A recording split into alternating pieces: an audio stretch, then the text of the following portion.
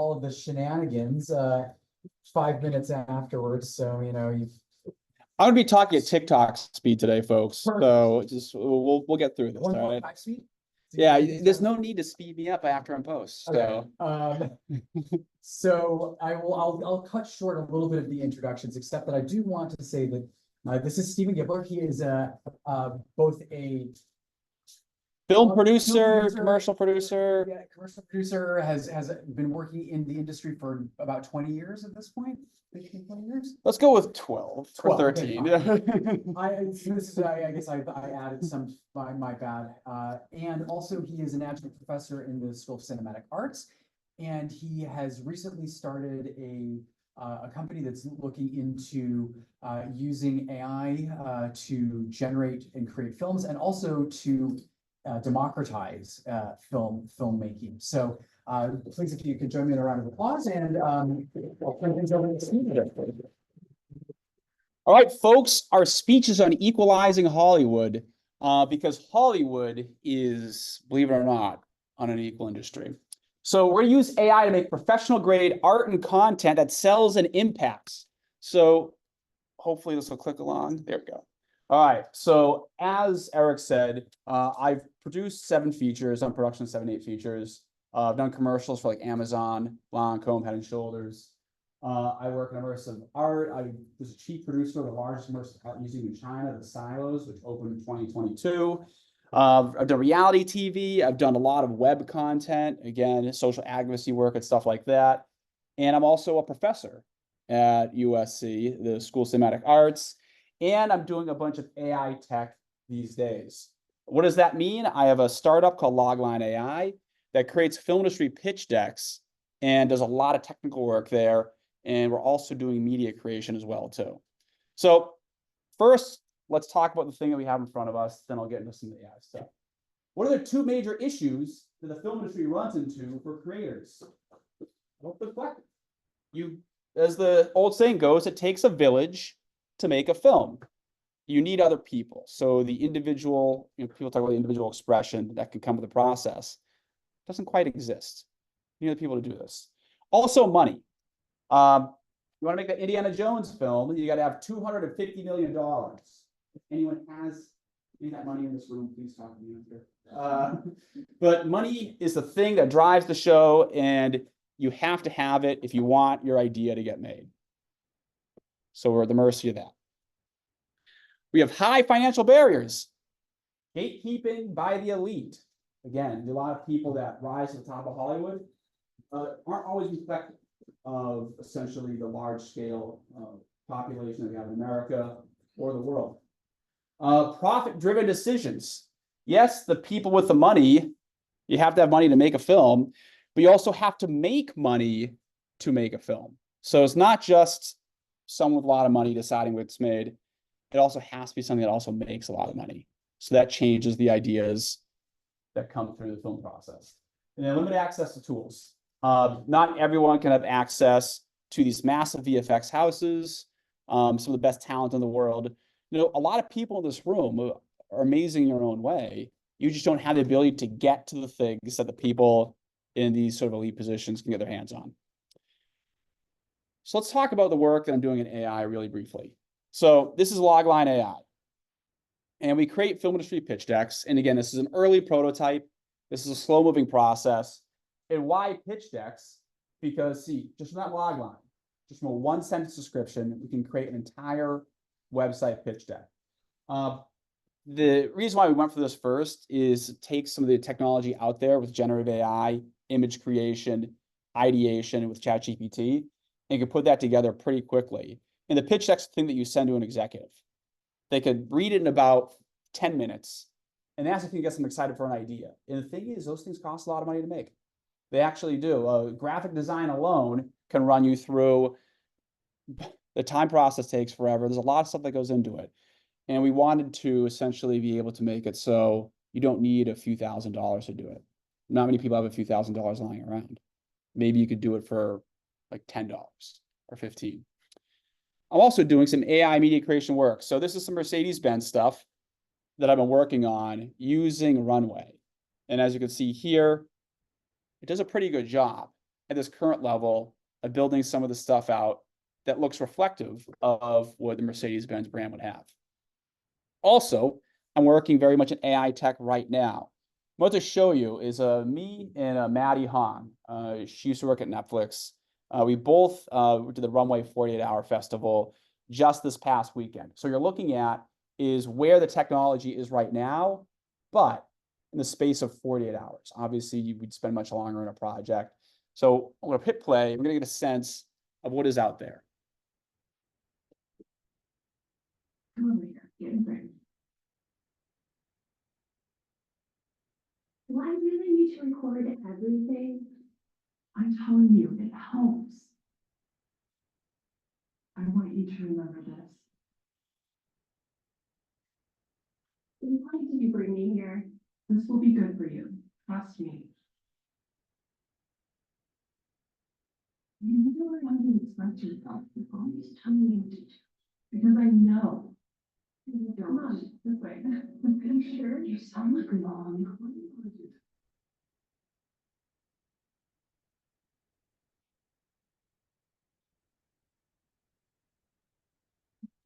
Talk to me anymore. You just want to understand.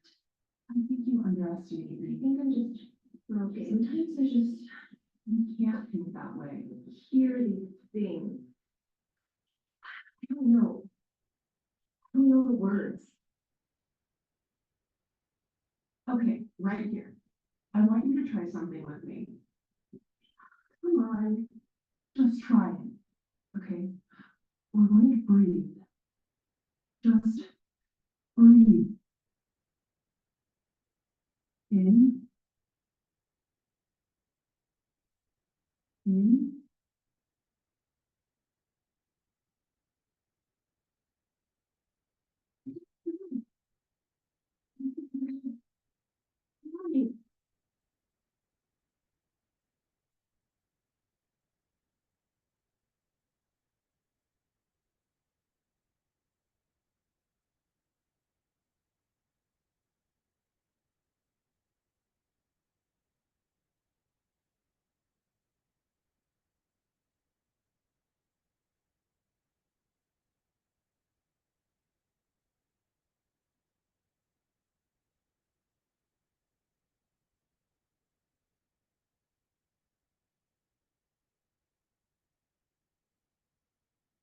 That seems really scary. You'll find out what happens later, maybe.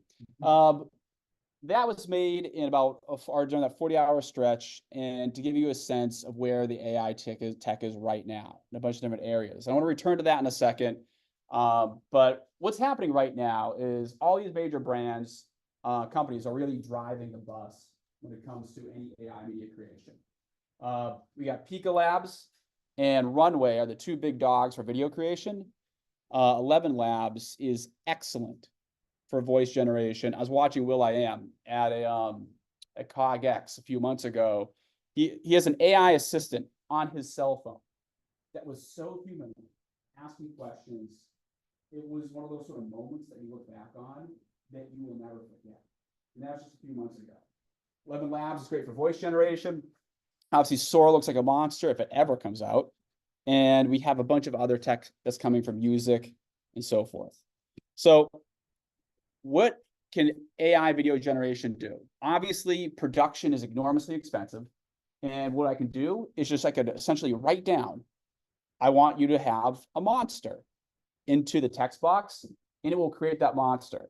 Usually people will do is they'll put obviously what they want to write into Midjourney. Midjourney will create the image, and they'll put that image into either Pika Labs or Runway. And that's what we did for Wilderness Within. Everything was created in Midjourney. They put the image into Midjourney's video creator, and they create the video off that image. That's the process people are engaging in right now. It gives you real-time editing and efficiency. So we were able to ideate and create tons of different videos just from that text. So instead of this pain in the bum reshoot that we had to do or shoot that we do in the forest, we were able to be like, let's change this, let's change that, let's do this, let's do that. All those things right there made an excellent process to shoot something. Shooting in the forest with that monster and stuff like that would probably cost $100K, to do what we did on that, just as someone who's done a lot of production before.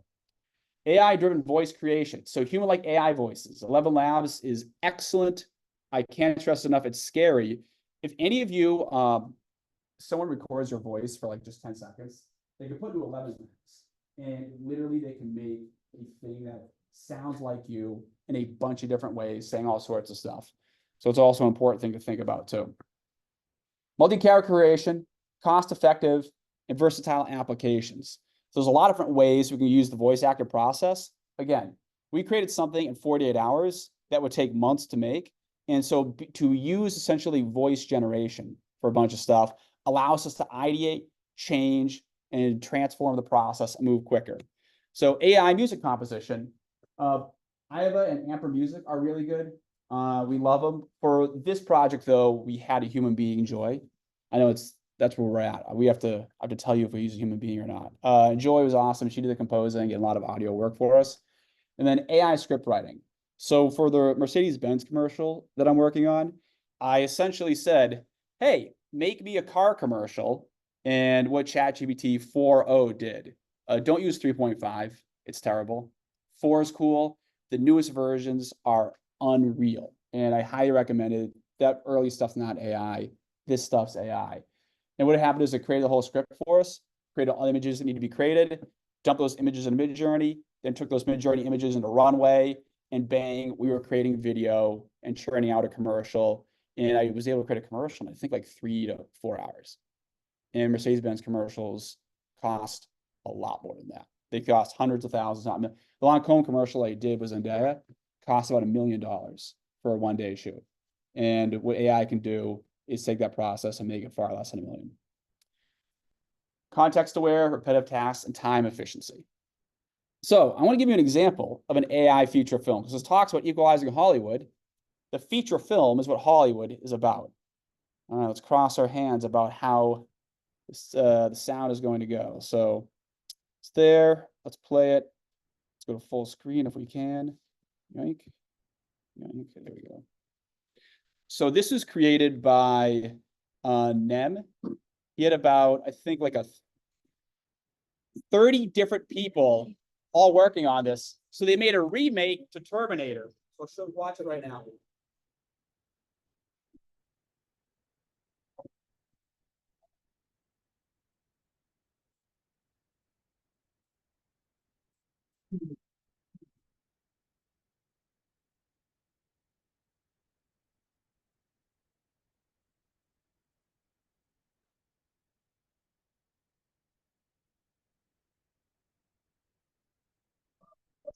So this example, what they did is they did a lot of stuff. If you watch it, what ended up happening is they had 30 different people all working on sections of a Terminator 2 remake.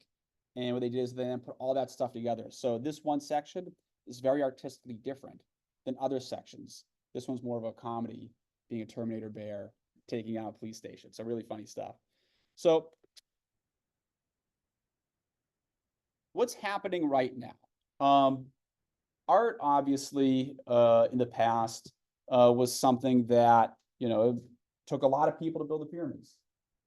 But we started to see some real transformations in the Renaissance, where Michelangelo and many other artists, as individuals, created works of art that really stood the test of time and changed so much of society. Again, traditionally, the work of art in the past, almost any, if you travel, any major site that you see, art's made by a committee, a lot of different people that all have to agree for how that artistic piece should look.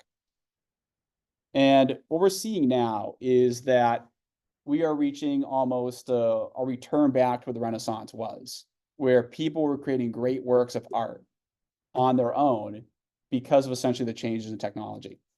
And so we're almost seeing all the people who talk in AI these days. I would say we're going through a digital renaissance. During that 48-hour festival, I was working with the people who made that RT2 remake, who are making other stuff, being featured in Forbes, other magazines, work for major studios. And these people are incredible. And I'm going to show some of their work a little bit later and I'll explain to you why their work is the way it is. So we have the singular vision, going from a renaissance to a digital renaissance. And there's four major reasons why this is important. One, artistic freedom. There's a lot of reasons why, I think everyone will say that, you have a worldview, but it kind of is modified to sort of fit the culture around you. And filmmaking is the same way. A lot of filmmakers have a worldview, and it's modified to sort of fit the culture around them. And this is going to open a world for artistic freedom that allows people to have that worldview or artistic worldview in their head to be able to go out as fully formed for what is in your head as possible with as little influence from what society views as possible, which will create unbelievably individual artistic experiences. Another thing too is breaking barriers. There's just a lot of barriers in life, and especially in the film industry. Again, our industry is known for it's not, what you know, it's who you know. And there's the fact that you're good with people make you a good artist. And I would argue there's a Venn diagram, and that's not always the greatest overlap.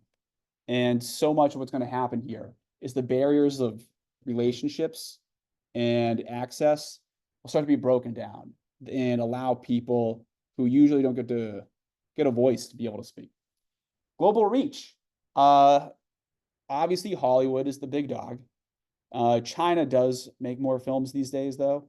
But typically in general, there's a lot of people around the world who just don't have access to make Hollywood tier, professional grade, and size filmmaking.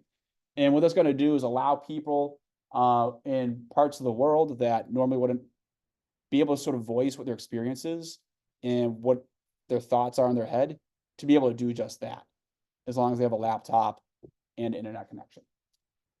It's going to give us a new generation of creators. Filmmakers, artists, and musicians from all backgrounds are building a world and telling stories that resonate emotionally, thanks to AI. And because of that, we are probably about to see a new generation of artistic ideas in the filmmaking medium that is really going to change a lot of how society thinks about the medium. And Hollywood does influence people, and it will change how we're influenced as well, too. So the power of the singular vision, again, it empowers your vision. It gives you control over the process. It allows independent creation, and it's going to give a revolution in storytelling. There's a lot of ideas that Hollywood will just not make. If you're in those pitch rooms and you talk to people, not only will they not make certain projects, no one really knows what they're talking about, too, at the same time. And so there's that sort of barrier as well, too. There's a lot of people, again, Hollywood's known as a fear-based industry because people don't want to lose their jobs. And so that's why we're going to see Fast and Furious 20 someday and Indiana Jones 18 or whatever and stuff like that, because people are afraid to try out new things. So it's a game changer. It simplifies the process, allows professional grade content. And it's going to be enormously impactful in social justice and leveling the playing field. So AI is a democratizing force. I want to repeat myself a few times, but one of the reasons why I repeat myself as an educator is that if you say something to people enough times, their brain picks it up. And so I also want to hammer some points home. It is going to break down barriers in a lot of ways. I'm watching people at this AI festival over this past weekend who don't know anybody, who work in random areas of life, churning stuff out because they have a free weekend. Runway is giving them 100,000 credits as part of this festival, and they're making something that's really good. And so again, I think 60% of this country has $1,000 or less in savings or something like that, or something horrifying. And there's a world where those people who don't have the ability to financially bring the idea in their life that's really meaningful to them or meaningful to people like them to life. And so the access to tools, again, with Runway, Midjourney, obviously a few $100 a month is a lot of money for some people, but for a lot of other people, that's way better than $10,000, $100,000, $1 million to make your film. And it steps towards equity. Open source platforms and partnerships with tech companies can help make AI tools more affordable and accessible for filmmakers, for underrepresented groups. So there's a lot of really good open source stuff that's happening in AI these days. Believe it or not, Meta, Mark Zuckerberg is leading the charge on open source AI stuff. And what's going to happen is that ideally over time, because of the competitive AI environment, that these price points that we're seeing at are going to continue to drop because of the push to obviously beat out the competition. And what that means is that, again, people who don't know a voice actor, how many people in this room know a couple of actors, professional actors that can get together to do their project? Probably not easily, but you go to 11 Labs and you can get a bunch of professional actors' voices for you very quickly. And that changes a bunch of things real fast. So we also have barriers to distribution, which AI can help out too. So this traditional Hollywood system of festivals, streaming platforms and so forth, and it's hard to penetrate for independent creators. But we live in a world where YouTube is what network TV was in the 90s. The amount of people that watch YouTube these days is unbelievable. I think the metrics are through the roof.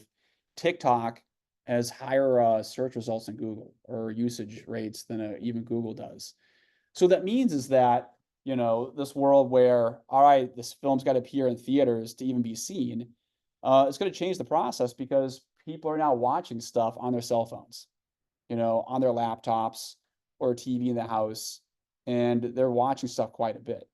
So because of the change in distribution, that means, again, the barrier is lowering, things are becoming more equitable. So AI can also automate marketing, connect filmmakers directly with niche audiences via AI-specific platforms. So another barrier that people have is information. Anyone who uses ChatGPT or whatever, it's pretty fast getting information. Is some of that information wrong? Of course. But the ability to ask it questions, access information, and know stuff that you would not normally know is a huge deal for underrepresented groups who may not even know what questions to ask. This right here, hey, I want to market to this audience or these people and so forth. AI could start to give you the pathway to gain that information, to be able to make stuff for people because you know what they're looking for and now you know how to make stuff for them. And then potential for bypass traditional marketing. AI can use data-driven algorithms to help filmmakers reach global audiences without big budgets or studio backing. So concerns about job placement in Hollywood. It's an extremely important topic and one that I really don't want to take lightly because there are real concerns and I have concerns.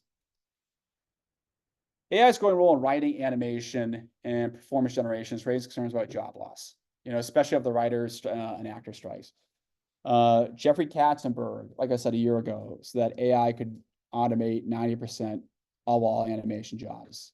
I'm going to show you an animated film that was made just this past weekend with most recent tech to hammer that point home.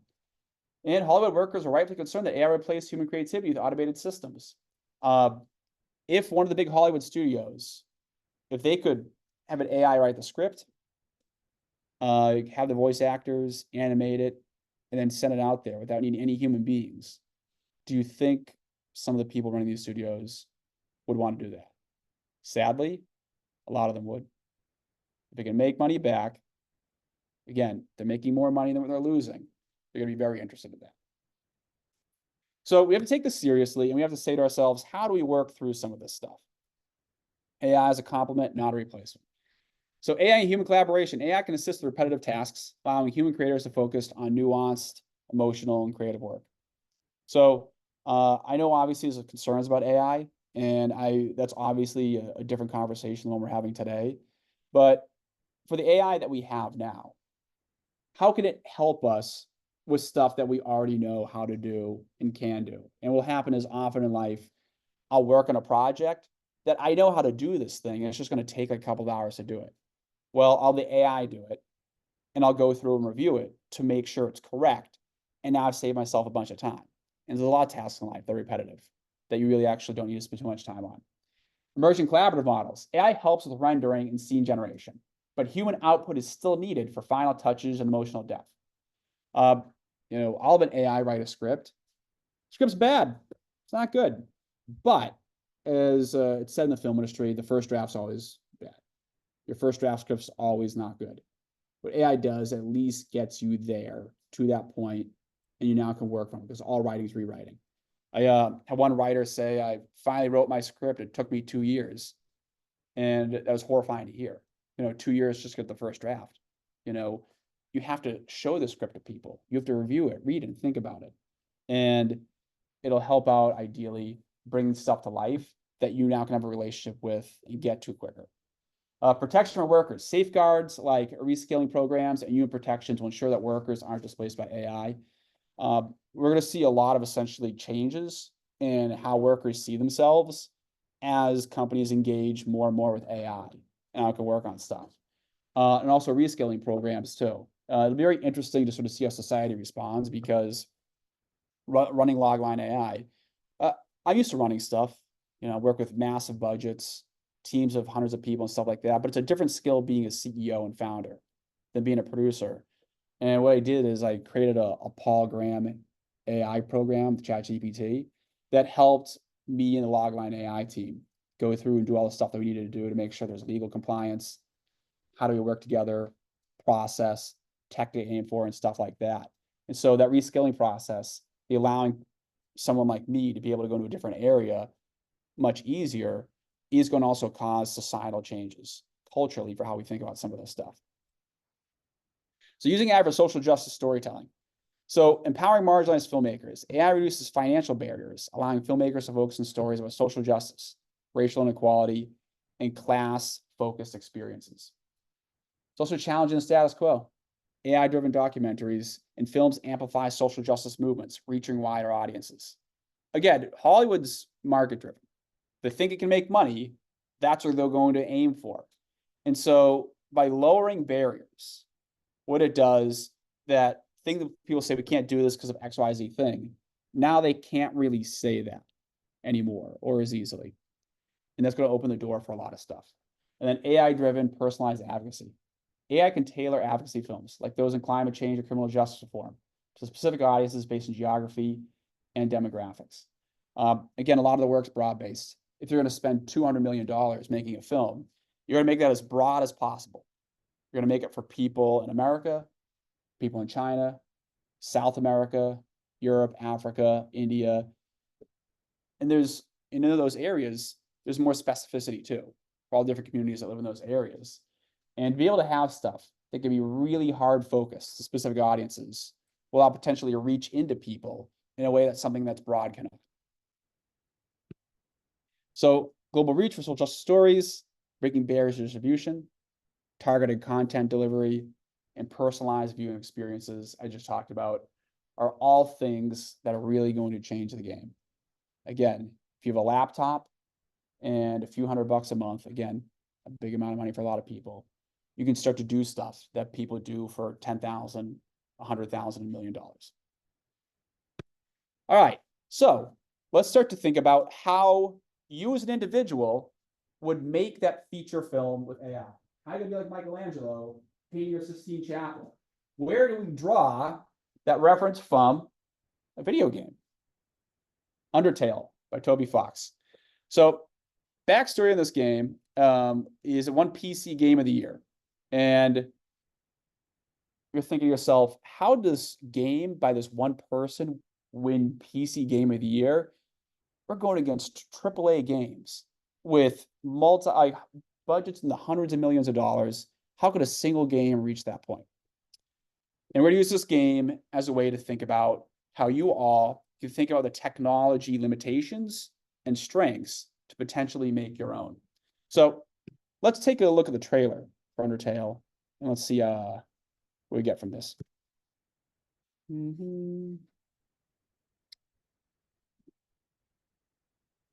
Your browser can't play this video? Sorry, folks. Who raise your hand if you played Undertale? Yeah, I like it. All right, so let's dive into it because the browser's not playing it.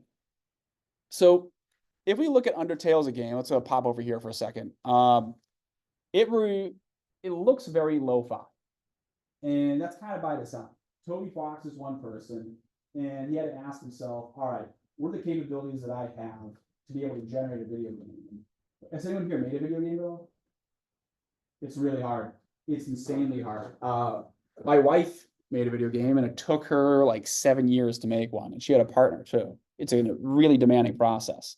So what Fox did is he asked himself, well, first, what pulls people in? We in the film industry always are pulled in by emotion. How do you connect to audiences? And so he had an interesting idea for a game.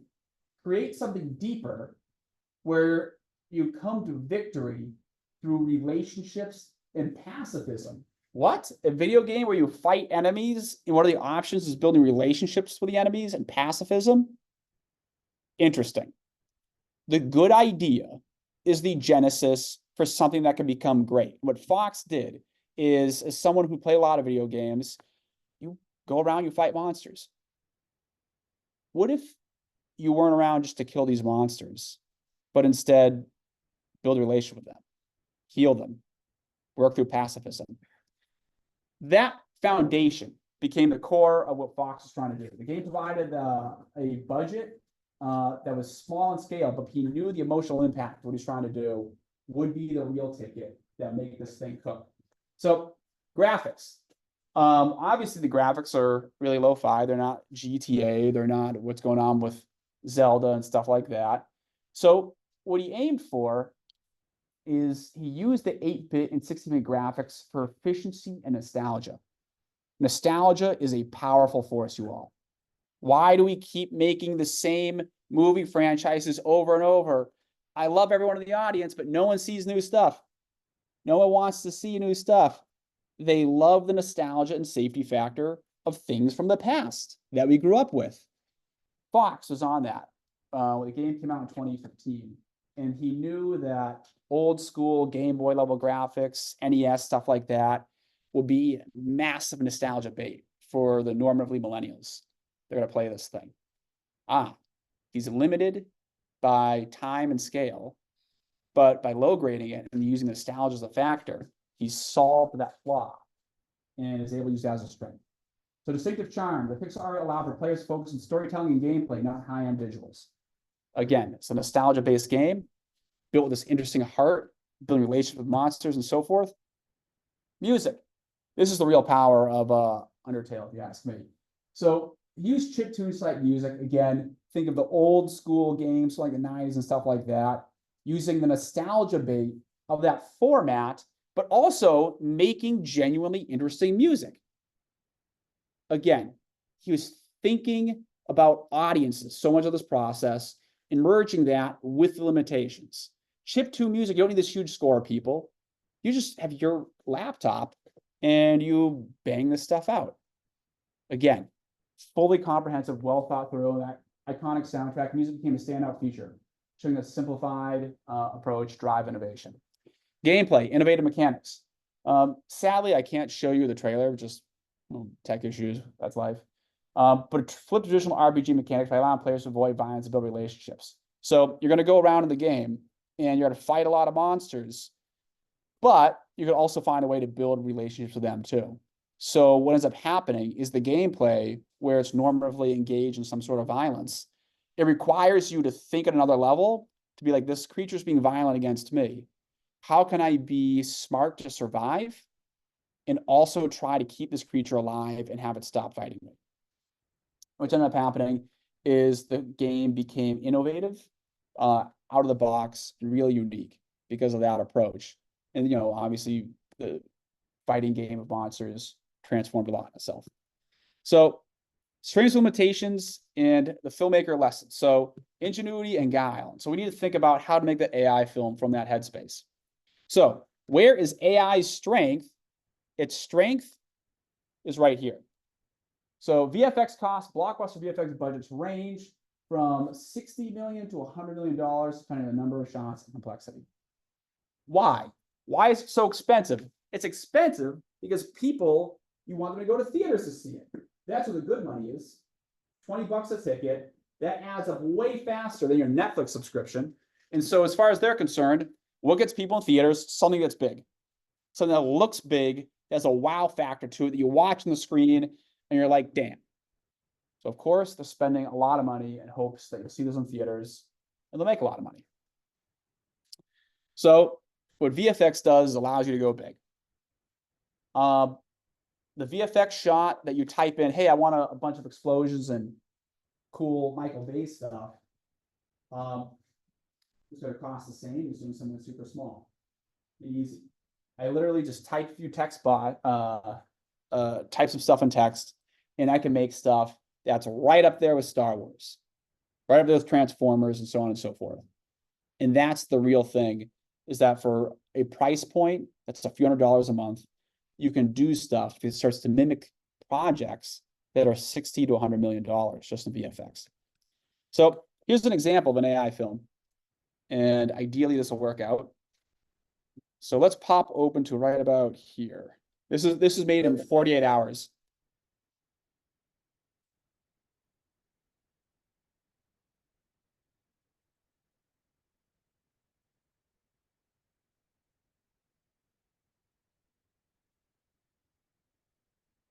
The price points in the stuff normatively would be astronomical. This right here, I watched the filmmaker build this on their laptop.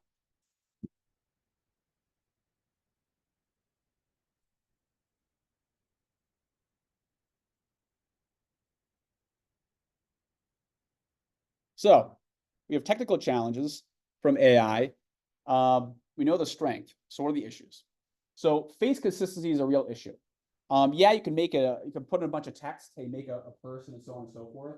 But every time you do a regeneration, the face is different because it doesn't know how to make the same. All our faces are super different. The AI thinks in that headspace. So face consistency is a real problem. Keeping faces same face to face. Also, lifelike faces. Uncanny valley is a real issue. You'll watch something and that doesn't feel like a human being. Also, motion animation. Generating smooth natural movement is a challenge, often resulting in jittery or unnatural physics. And then facial expressions and body language. AI finds it difficult to convey subtle emotional depth through facial expressions and movement. So filmmakers are looking at some of these problems and finding a way to work around the weaknesses, again, thinking Toby Fox, and lean into the strengths. So we're watching another AI film, Genesis. I can't widescreen this, so you're gonna have to do it. So again, this is all made with AI. I know it's super small, but that stuff looks super real. But what's happening here is the AI artist is focusing on more of an object type thing. Also, we are hearing a voiceover, so there's no face to look at to worry about. Again, focusing on weird creatures created with AI. Look how photorealistic that looks. Many trees. All right, so we have one person showing up. They're using words that don't make any sense, but there's subtext. So what the filmmaker did is they created a different language. It's a made-up language, it doesn't exist. But they created the subtitles, so storytelling is still being conveyed in this process. Again, more odd, weird, interesting creatures. So what can AI do for film consistency? Again, we're trying to mimic Hollywood to get to that point. So celebrities are in media all the time. And what does AI read from? It reads from all the media that's out there and on the internet. So getting celebrity likeness is a great way to keep that facial consistency. So I want to make someone look like Tom Cruise, and the AI will be able to keep that in all the different AI generations. So celebrity is a big deal. Also, if you want to make an AI film, rights cleared public figures are a great area. So you want to make a historical epic about someone who existed about over 75 years ago. They're in the public domain. Therefore, anyone has the rights to use their likeness. So if you want to make a film involving, again, famous people, public figures, over 75 years old, you have license to do that. So facial consistency, now you're good. Now you can do something there, and that's how you think outside the box in that spot. So non-human characters. That's also a way, if you want to make an AI film, to think, again, where are the technology issues, how to work around that. Oh, non-human characters don't really have an uncanny valley because they don't look human. So let's take a look at a few.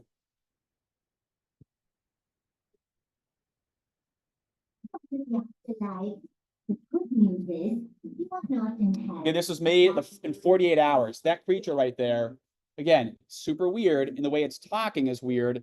That's fine though. It's a weird creature, and we expect it to seem weird. So again, facial consistency is an issue for our lead character. If you watch, they show her face at various times, and then they try to get around it with shots in the back and having other people, and they cut. Look, again, she's not talking there. They'll jump around. They'll get a side profile shot to work around that stuff. Again, showing as little as possible, but just enough to keep audiences believing that. And again, this heaven-like world, it's really hard to pull off. All right, so we'll show a few more things, and then I think it's really important for you all to ask questions, because I want to get you into the headspace of saying, what is AI in media creation? What is being made? And how do I make it? And then getting to the nitty-gritty, what do I do technically to think like, again, what Toby Fox would do, and be able to make something potentially on your own? So AI is really good in areas where psychedelic. Again, that project was kind of psychedelic environment, this heavenish world. It's also great in areas of high fantasy. And I'll show you a project that was made, again, this past weekend, using the most recent version of the technology that's out there. It all went down the day I graduated night school. I'd been studying like crazy, and soon I rose to the top of my class. You have faced each trial with grace and courage, but there is one challenge left. Each knight in training is tasked with hunting down and defeating one of our kingdom's sworn enemies, the dreaded and deadly white rabbits of character. So what you noticed about this is a couple of things. One, high fantasy. Lean into a strength. Again, expensive stuff is what you want to aim for. What it also did is it had cats, a cat-type creature. Facial consistency is not as huge of a problem for non-human creatures. Again, what are the limitations? Work around the limitations, think smart. Also, there's a comedy factor to it. Cat knights are kind of hilarious. AI is kind of weird. It puts out stuff that's kind of weird and off-putting and stuff like that. So if you just lean into it, that the world is supposed to be a little weird, a little off and stuff like that, instead of you watching and being like, you're actually feeling that this is a directed choice by the filmmakers. And instead of seeing this stuff as a drawback, it's part of what makes the film fun and enjoyable and goofy. So I'm going to show the animation part, and I'm going to wrap this up in about 2 minutes. Because as Katzenberg said, animation is going to be really hit hard the most from this. So here's an animated project from this past weekend. Relax. If you look, the robber's lips are covered, again, to hide the voice issue stuff.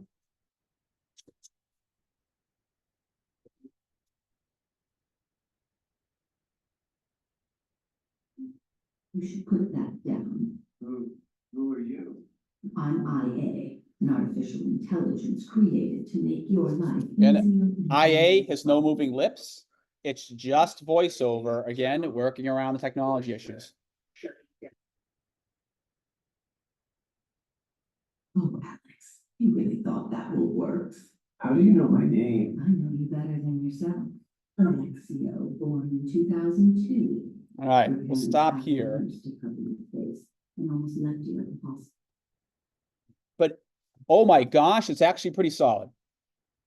Pixar films, like Lightyear, cost $200 million to make, if not more. That's competitive. That's competitive with Pixar is doing.